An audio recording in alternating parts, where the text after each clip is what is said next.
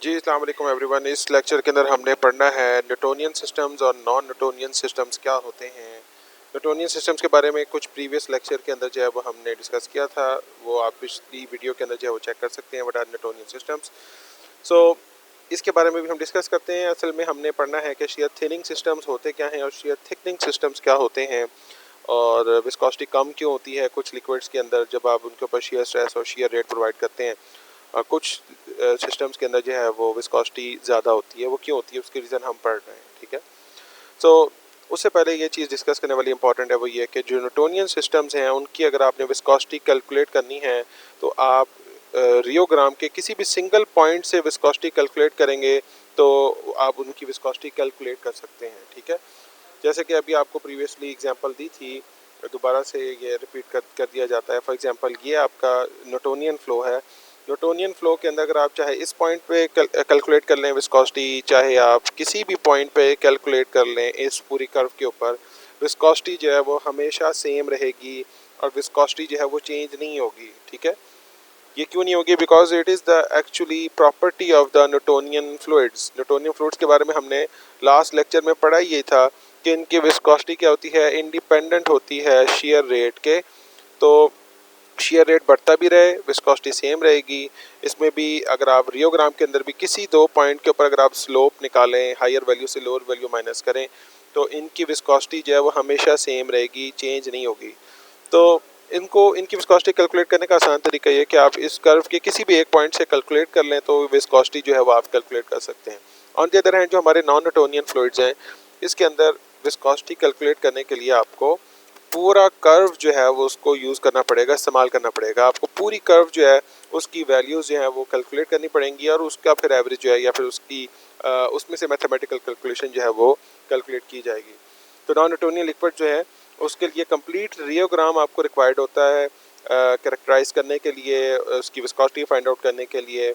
और इसी वजह से नॉन न्यूटोनियन जो फ्लूइड्स हैं उनके लिए जो विस्कोमीटर्स या रियोमीटर यूज़ होते हैं उन्हें हम कहते हैं मल्टी पॉइंट रियोमीटर्स, और इनके लिए सिंगल पॉइंट विस्कोमीटर यूज़ होते हैं न्यूटोनियन फ्लूइड्स के लिए, ठीक है। सो ज़्यादातर जो हमारे लिक्विड्स हैं जो कि फार्मेसी के अंदर हैं, इनकी हम एडवांटेजेस के बारे में पढ़ेंगे, सिग्निफिकेंस ऑफ रियोलॉजी के बारे में भी हम नेक्स्ट लेक्चर में पढ़ेंगे कि what are the applications of rheology, what is actually हम पढ़ क्यों रहे हैं, रियोलॉजी पढ़ने का मकसद क्या है। और ड्यूरिंग द फार्मूलेशन डेवलपमेंट के अंदर, क्वालिटी कंट्रोल के अंदर, आपकी स्टेबिलिटी को चेक करने के लिए किस तरीके से रियोलॉजी जो है वो इम्पॉर्टेंट रोल जो है वो प्ले करता है, ठीक है। लेकिन ज़्यादातर जो नॉन न्यूटोनियन लिक्विड्स हमारी फार्मेसी के अंदर यूज़ होते हैं, जो हम कोलाइड्स यूज़ करते हैं, इमल्शंस हैं, आपकी सस्पेंशंस हैं, ऑइंटमेंट्स हैं, सो ये जो है सारी ये नॉन न्यूटोनियन जो है सिस्टम, ये फ्लो को जो है फॉलो करते हैं। तीन डिफरेंट बेसिक टाइप्स हैं नॉन न्यूटोनियन लिक्विड्स की, तीन टाइप्स हैं, जिसमें सबसे पहली है प्लास्टिक। इसका दूसरा नाम सिंपल प्लास्टिक भी है। इसको जो है हम एक और नाम भी देते हैं, इसको हम कहते हैं बिंगम बॉडीज़, ठीक है। तो प्लास्टिक को सिंपल प्लास्टिक फ्लो भी कहते हैं, इसको बिंगम बॉडीज़ भी कहते हैं। सूडो प्लास्टिक को हम सिंपल सूडो प्लास्टिक फ्लो भी कहते हैं, और इसका दूसरा नाम है शेयर थिनिंग सिस्टम। डायलेटेंट का एक नाम है शेयर थिकनिंग सिस्टम। तो सबसे पहले प्लास्टिक फ़्लो जो है वो हमेशा डिफरेंट है बकिया दो सूडो प्लास्टिक और डायलेटेंट फ़्लो से। एक डिफरेंस है प्लास्टिक फ़्लो का, ठीक है। ये आप देख सकते हैं जैसे कि ये इसका कर्व है प्लास्टिक फ़्लो के अंदर। तो प्लास्टिक फ़्लो जो है, एक तो बात ये है कि ये जो ग्राफ है वो ज़ीरो से स्टार्ट नहीं होता। ये यहाँ नीचे आपको वैल्यूज़ नज़र आ रही हैं, रैंडम वैल्यूज़ यहाँ लिखी हुई हैं। तो शेयर स्ट्रेस की पास्कल में फॉर एग्जांपल यहाँ वैल्यूज़ मैंने मेंशन की हुई हैं जस्ट फॉर योर अंडरस्टैंडिंग, कि ये ज़ीरो से स्टार्ट नहीं होता, और ये स्टार्ट होता है इस पॉइंट से और फिर ये यूँ ऊपर मूव करता है, और ये इस ब्लैक पॉइंट के बाद जो है ये कर्व जो है बिल्कुल स्ट्रेट हो जाती है। शुरू में कर्व होती है, उसके बाद स्ट्रेट हो जाती है, ठीक है। सो अगर हम ऐसा करें कि ये इस ब्लैक पॉइंट के ऊपर यहाँ हम ये वाली लाइन जो है ये जो आ रही है नीचे, इसके ऊपर ब्लैक पॉइंट से आगे हम डॉट डॉट डालें और शेयर स्ट्रेस वाली जो एक्सिस है इसके ऊपर अगर आप टच करें, तो ये जो पॉइंट आपके पास आएगा, ग्रीन पॉइंट जो यहाँ शो हो रहा है, इतना फोर्स, इतना शेयर स्ट्रेस आप अगर अप्लाई करें तो ये प्लास्टिक फ्लो जो है लिक्विड है ये बिल्कुल सही से मूव करना शुरू हो जाते हैं, ठीक है। एक बार ये नोट करें कि ये ब्लैक पॉइंट के बाद ये जो कर्व है बिल्कुल स्ट्रेट है, और स्ट्रेट कर्व जो होता है वो किसकी निशानी है? स्ट्रेट कर्व मैंने आपको बताया था, स्ट्रेट कर्व जो है वो निशानी है न्यूटोनियन फ्लो की। न्यूटोनियन फ्लो देखिए बिल्कुल स्ट्रेट लाइन होती है, इसमें कोई कर्व नहीं है, इसके अंदर कर्व है, इसके अंदर कर्व है। सिंपल प्लास्टिक फ्लो के अंदर इस पॉइंट के बाद बिल्कुल स्ट्रेट कर्व है, तो हम ये कह सकते हैं कि प्लास्टिक फ्लो जो है वो इस पॉइंट के बाद जो है वो न्यूटोनियन फ्लो को फॉलो करता है। और इस पॉइंट का असल में नाम क्या है? इस पॉइंट का असल में नाम जो है इसको हम कहते हैं यील्ड वैल्यू। यील्ड वैल्यू का मतलब होता है कि आपने कितनी फोर्स अप्लाई की है अपनी लिक्विड के ऊपर और वो मूव करना शुरू कर दिया है उसके लिए, ठीक है। सो इसे कहते हैं yield value. Actually yield value होती क्या है? यील्ड वैल्यू वो शियर स्ट्रेस या वो फोर्स होती है जिसके बाद लिक्विड प्लास्टिक फ्लो के अंदर जो है वो मूवमेंट शुरू हो जाती है, और यील्ड वैल्यू के बाद इतनी फ्लो होता है इसके अंदर, यील्ड वैल्यू के बाद ये इसके अंदर शियर रेट बढ़ना शुरू होता है, और शियर रेट जो होता है वो डायरेक्टली प्रोपोर्शनल होता है शियर स्ट्रेस के। तो इंपॉर्टेंट चीज़ इसके अंदर डिस्कस करने वाली है कि इस पॉइंट के बाद जो शियर स्ट्रेस है it is directly proportional to rate of shear, ठीक है। और मैंने आपको बताया कि प्लास्टिक फ्लो का एक और नाम जो है उसको हम बिंगम बॉडीज़ भी कहते हैं। इनका कर्व जो होता है वो ओरिजिन से स्टार्ट नहीं होता, और इसी वजह से ये यहाँ से स्टार्ट होता है। अब असल में बात ये है डिस्कस करने वाली कि ये यहाँ से स्टार्ट क्यों होता है और ये यहाँ से स्टार्ट क्यों नहीं होता, और ओरिजिन से स्टार्ट क्यों नहीं होता। इसको अंडरस्टैंड करने के लिए आपको एग्जांपल देनी पड़ेगी। इसकी एग्जांपल है फ्लॉकुलेटेड सस्पेंशन जो होती हैं हमारी। फ्लॉकुलेटेड सस्पेंशंस आपको पता है क्या होती हैं? फ्लॉकुलेटेड सस्पेंशंस, फ्लॉक्यूल्स क्या होते हैं? फ्लॉक्यूल्स कहते हैं loose aggregates of the particles. Suspension जब आप बनाते हैं तो सस्पेंशंस के अंदर हम सरफेक्टेंट्स या फ्लॉकुलेटिंग एजेंट्स ऐड करते हैं। तो वो करते क्या है कि वो लूज एग्रीगेट्स बनाते हैं, पार्टिकल्स को आपस में जोड़ के एक लार्ज क्लम्प ऑफ पार्टिकल्स जो है वो लार्ज पार्टिकल्स में कन्वर्ट करते हैं, और इन फ्लॉक्यूल्स जो बन जाते हैं, इन फ्लॉक्यूल्स का सेडिमेंटेशन रेट भी हाई होता है, वो जल्दी नीचे बैठ जाते हैं, ठीक है।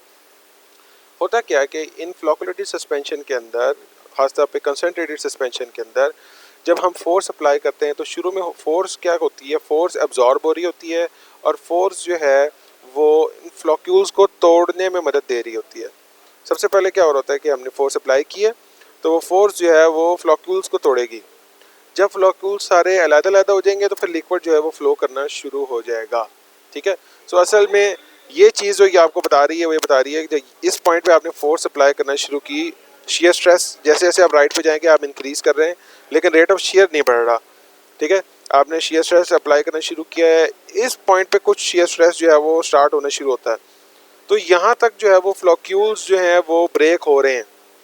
इस पॉइंट पे फ्लॉक्यूल्स थोड़े से ब्रेक हो गए और लिक्विड जो है मूव करना शुरू हो गया, और इस पॉइंट पे फ्लॉक्यूल्स जो हैं वो अलग-अलग हो गए, पार्टिकल्स अलग-अलग हो गए, और लिक्विड जो है वो फ्लो करना शुरू हो गया। तो असल में ये जो यील्ड वैल्यू होती है, यील्ड वैल्यू असल में आपको बताती है कि आपकी फ्लॉकुलेशन को तोड़ने के लिए कितनी फोर्स रिक्वायर्ड है, और फोर्स ऑफ फ्लॉकुलेशन के बारे में आपको बताती है। तो यानी कि ज़्यादा अगर फ्लॉकुलेटेड सस्पेंशन है तो जो यील्ड वैल्यू है वो बहुत ज़्यादा होगी, और यील्ड वैल्यू जो है वो ज़्यादा क्यों होगी? बिकॉज पार्टिकल्स जो है वो आपस में जुड़े हुए होंगे, और पार्टिकल्स जो है वो वैन डर वाल फोर्सेस की वजह से जुड़े हुए होते हैं, या फिर पार्टिकल्स के दरमियान जब वो मूव करते हैं तो उनके दरमियान फ्रिक्शनल फोर्सेस भी होती हैं। कुछ इरेगुलर शेप पार्टिकल्स भी हो सकते हैं, पार्टिकल्स का कोई मैश लाइक स्ट्रक्चर हो सकता है या इरेगुलर शेप हो सकती है, तो जब वो मूव करेंगे तो उनके दरमियान जो है वो फ्रिक्शनल फोर्सेस क्रिएट हो जाती हैं। इस वजह से भी जब आप ये यील्ड वैल्यू जो होती है, जब आप फोर्स अप्लाई करते हैं तो ये फोर्सेस, वैन डर वाल फोर्सेस या फ्रिक्शनल फोर्सेस जो हैं ये ब्रेक होती हैं,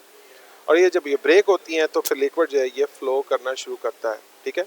जनरली वैसे देखा गया है कि अगर यील्ड वैल्यू ज़्यादा है तो जो सब्सटेंस है वो सेमी सॉलिड की तरह का होता है, और अगर यील्ड वैल्यू बहुत कम है या नहीं है यील्ड वैल्यू तो वो कॉमनली जो है वो लिक्विड कहलाता है, ठीक है। अब इसको जितने भी न्यूटोनियन नॉन न्यूटोनियन लिक्विड्स हैं उनको एक्सप्लेन करने के लिए आपको एक तो ग्राफ जो है वो हर एक का आइडेंटिटी है आपको पता होना चाहिए। आपको ये पता होना चाहिए कि इसके अंदर विस्कोसिटी जो है वो कम हो रही है या ज़्यादा हो रही है, या फिर यील्ड वैल्यू है या नहीं है। इसके अंदर यील्ड वैल्यू क्यों है? बिकॉज ये ओरिजिन से स्टार्ट नहीं हो रहा। फिर जो सेकंड चीज़ है वो हमें ये पता होनी चाहिए कि इसकी इक्वेशन क्या है। इक्वेशन इसकी ये है सिंपल प्लास्टिक फ़्लो की या सिंपल प्लास्टिक फ़्लो की इक्वेशन ये है। विस्कोसिटी को इसके अंदर यू से डिनोट किया जाता है, और यू इसको कहा जाता है, विस्कोसिटी को प्लास्टिक विस्कोसिटी कहते हैं, ठीक है। इसका यूनिट जो है वो सब इन बाकी सबसे जो है वो फ़र्क है, और इसके अंदर एक एक्स्ट्रा चीज़ है कि इसके अंदर शियर स्ट्रेस में से आपने ये स्मॉल एफ यानी कि यील्ड वैल्यू जो है वो आपने माइनस करनी है।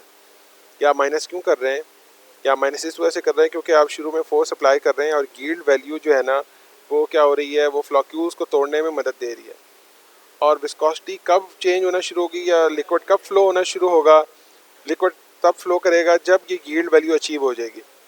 और जब आप ग्राफ प्लॉट करते हैं तो ग्राफ प्लॉट करते हैं शियर स्ट्रेस और शियर रेट के दरमियान, यानी कि शियर स्ट्रेस और शियर रेट के दरमियान आप ग्राफ प्लॉट करते हैं। तो ये ग्राफ तभी प्लॉट कर सकते हैं जब यील्ड वैल्यू अचीव हो जाएगी। तो इसकी कैलकुलेशन के अंदर आप क्या करेंगे, शियर स्ट्रेस में से यील्ड वैल्यू माइनस कर देंगे और फिर आप जो है वो उसको इसकी स्लोप निकालेंगे। इसकी स्लोप जो है इसको हम कहेंगे मोबिलिटी। फ्लूइडिटी मैंने आपको बताया था, फ्लूइडिटी भी कहा जाता है, इसकी स्लोप को मोबिलिटी कहा जाता है। और इस फ्लूइडिटी की अगर आप रेसिप्रोकल ले लें, इसका इन्वर्स ले लें, तो इसको हम कहेंगे प्लास्टिक विस्कोसिटी। जो यानी कि ये जो स्लोप आती है, स्लोप जो है उससे आप विस्कोसिटी भी कैलकुलेट कर सकते हैं और फ्लूइडिटी भी कैलकुलेट कर सकते हैं। फ्लूइडिटी, इसकी स्लोप जो है फ्लूइडिटी या मोबिलिटी है और उसका इन्वर्स लेंगे तो हो जाएगी विस्कोसिटी। तो जो सिंपल प्लास्टिक फ्लो है उसकी ये कैरेक्टरिस्टिक है कि इसके अंदर एक ओरिजिन से स्टार्ट नहीं होता और इसके अंदर एक स्पेसिफिक यील्ड वैल्यू है। एग्जांपल मैंने आपको बता दी, फार्मास्यूटिकल एग्जांपल्स ये हैं। कॉमन एग्जांपल जो है वो हमारी एक टूथपेस्ट की एग्जांपल आप कह लें, तो टूथपेस्ट जो है वो तभी टूथ अपनी ट्यूब से निकलेगा जब आप उसके ऊपर फोर्स अप्लाई करेंगे। ठीक है, नेक्स्ट है हमारे पास pseudo plastic flow. Pseudo plastic flow जो है उसके अंदर आप एक चीज़ नोट कर सकते हैं कि ये ओरिजिन से स्टार्ट हो रहा है। ओरिजिन से स्टार्ट हो रहा है इसका मतलब इसके अंदर कोई यील्ड वैल्यू जो है वो नहीं है। सेकंड चीज़ आपको ये इसके अंदर देख सकते हैं कि सारा जो इसकी जो आपको कर्व आ रही है वो सारी जो है वो कर्व्ड है, जो इसके अंदर लाइन जो है वो कोई भी लीनियर नहीं है। इस वजह से जब आपने इसकी विस्कोसिटी फाइंड आउट करनी है तो पूरी कंसिस्टेंसी कर्व, पूरा जो रियोग्राम है, पूरा जो फ्लो कर्व है, ये आपको यूज़ करना पड़ेगा। सेकंड चीज़ आप इसके अंदर नोट कर सकते हैं कि इसके अंदर लेफ़्ट तरफ शिफ्ट हो रहा है, यानी कि विस्कोसिटी कम हो रही है। जैसे जैसे शियर रेट आप बढ़ाते हैं विस्कोसिटी कम होती है, डिक्रीज़ होती है। इसका दूसरा नाम इसी वजह से कहा जाता है thinning, shear thinning system. The more stress is applied the more freely it flows. फिर इसकी एक रीज़न, असल में रीज़न आपको लास्ट टाइम ये बताई थी कि पार्टिकल्स जो होते हैं पहले अरेंज नहीं हुए होते, जब आप उनके ऊपर फोर्स अप्लाई करते हैं तो ये अरेंज हो जाते हैं। और जब ये अरेंज हो जाते हैं तो उनके दरमियान इंटरनल रेजिस्टेंस जो है वो कम हो जाती है और ये इजीली फ्लो करना शुरू कर देते हैं। सेकंड, इसके अंदर जो इम्पॉर्टेंट बात ये है कि जब आप इनके ऊपर फोर्स अप्लाई करते हैं तो सॉल्वेंट मॉलिक्यूल्स जो अटैच हुए होते हैं इनके साथ, वो सॉल्वेंट मॉलिक्यूल्स भी रिलीज़ हो जाते हैं। और सॉल्वेंट मॉलिक्यूल्स रिलीज़ होने की वजह से विस्कोसिटी जो है वो फर्दर रिड्यूस हो जाती है।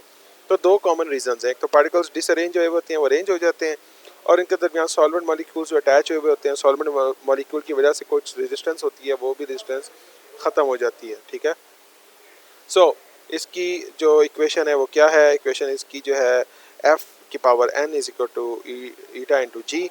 अब एक बात आपने बस याद रखनी है कि जब भी विस्कोसिटी कम हो रही होगी, जब भी शियर थिनिंग सिस्टम होगा, तो ये n की वैल्यू हमेशा ग्रेटर देन 1 होगी। जब भी विस्कोसिटी इंक्रीज हो रही होगी या फिर शियर थिकनिंग सिस्टम होगा, तो ये जो आपकी एक्सपोनेंट है इसकी वैल्यू जो है वो लेस देन 1 होगी। और अगर इसकी वैल्यू 1 हो जाती है तो हम ऑलरेडी डिस्कस कर चुके हैं कि वो क्या कहलाएगा, वो न्यूटोनियन लिक्विड कहलाएगा।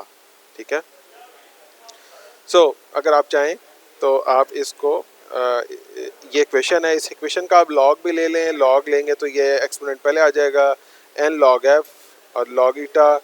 आप जब ये मल्टीप्लाई हो रहा है तो आप लॉगरिथम लेंगे तो ये प्लस हो जाएगा। आप इसको रीअरेंज करें तो आप शियर रेट जो है वो फाइंड आउट कर सकते हैं और विस्कोसिटी जो है वो लॉगरिथम स्केल में जो है वो इसकी फाइंड आउट कर सकते हैं। इसकी एग्जांपल जो है वो क्या है, इसकी एग्जांपल कुछ हमारी पॉलीमर के सोल्यूशन है। पॉलीमर्स हमारे सिंथेटिक गम्स हैं, नेचुरल गम्स हैं। एग्जांपल ट्राइगोकैंथ है, sodium alginate, methyl cellulose, sodium carboxy methyl cellulose. ये सारे इनके जब सोल्यूशंस आप बनाते हैं तो ये शियर सूडो प्लास्टिक फ्लो यानी फॉलो करते हैं। शुरू में थिक होते हैं, जैसे जैसे आप इनको मिक्स करते हैं ये अरेंज हो जाते हैं और डिसइंटेंगल पार्टिकल्स जो हैं वो एक अपनी एक्सिस के अंदर और एक डायरेक्शन में आ जाते हैं और फिर लिक्विड जो है वो इजीली फ्लो करना शुरू हो जाता है। ठीक है, कुछ इसकी कॉमन एग्जांपल्स जो हैं वो मॉडर्न पेंट्स हैं, कुछ एग्जांपल्स हैं केचप, इसकी एग्जांपल है विप क्रीम और ब्लड पेंट, नेल पॉलिश, ये सारी जो है वो इसकी एग्जांपल्स हैं।